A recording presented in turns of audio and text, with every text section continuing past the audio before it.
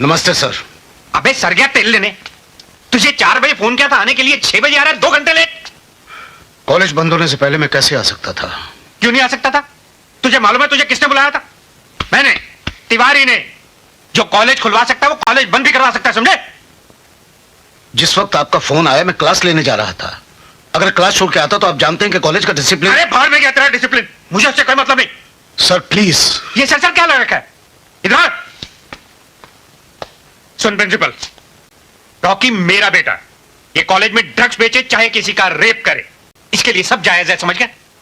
और क्या नाम है उसका जिसने मेरे बेटे को मारा था? अजय। हाँ अजय। अजय को कॉलेज से बाहर निकाल देना, समझ गया? और अगर तूने अजय को कॉलेज से बाहर नहीं निकाला तो मैं तुझे कॉलेज से बाहर निकाल दूंगा, समझ गया? दारू पिएगा? नहीं? आउट।